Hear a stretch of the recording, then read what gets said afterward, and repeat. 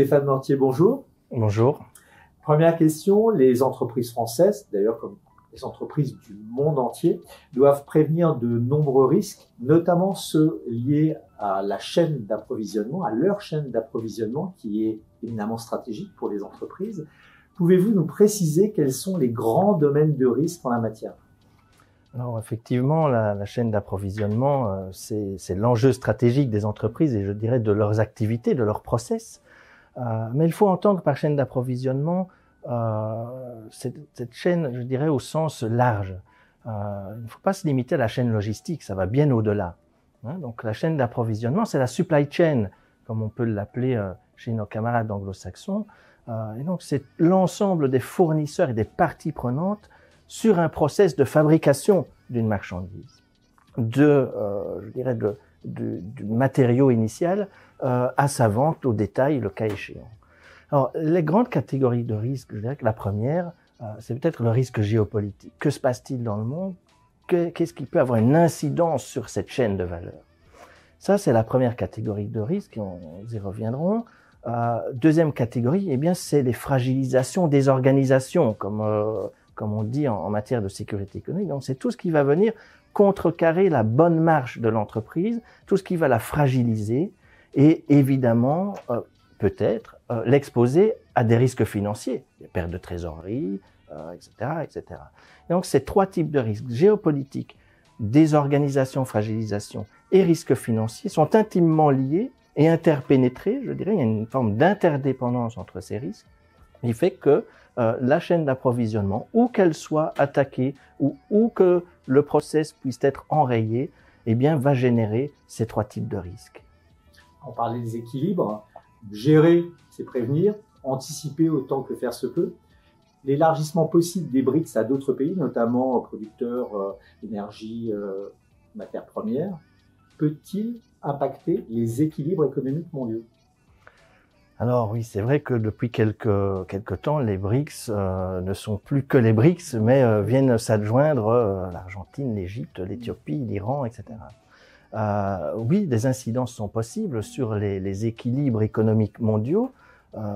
Pourquoi? Mais notamment, nous avons des gros producteurs de matières énergétiques dans les nouveaux BRICS, entre guillemets. Je pense à l'Arabie Saoudite, les Émirats arabes, l'Iran, bien entendu. Alors l'Iran très particulier parce que sous embargo depuis longtemps et donc une problématique très spécifique. Mais ce qu'il ne faut pas oublier non plus, et là c'est le sens restreint de la chaîne d'approvisionnement sur la chaîne logistique, je pense aux routes maritimes. Le canal de Suez, c'est bien en Égypte, et la mer Rouge, eh bien la mer Rouge, nous avons l'Égypte, nous avons l'Arabie Saoudite et l'Éthiopie qui n'est pas très loin. Donc là, souvenez-vous, en mars 2021, lorsque pendant 6 jours, le canal de Suez a été bloqué, un navire en travers, eh bien, préjudice estimé à 9 milliards de dollars par jour. Ça fait, on va dire, 54 milliards.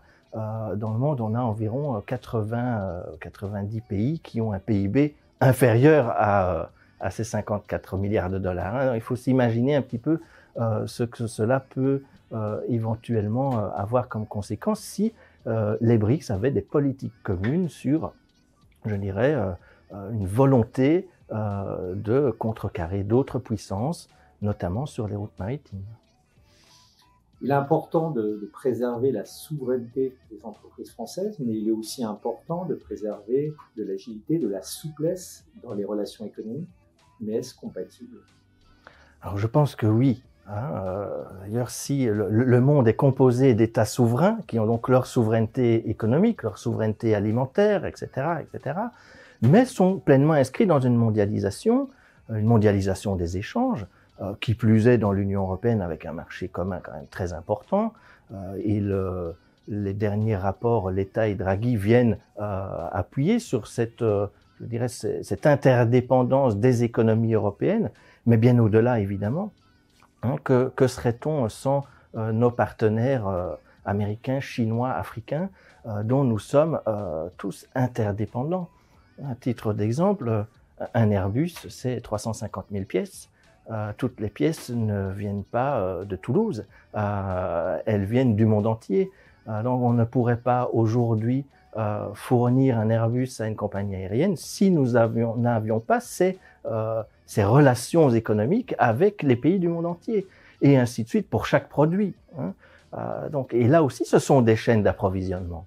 Donc là, avoir sa souveraineté, oui, mais sans s'affranchir de la souveraineté des autres, en étant en coopétition, puisque ce sont quand même parfois des adversaires économiques, mais aussi des partenaires.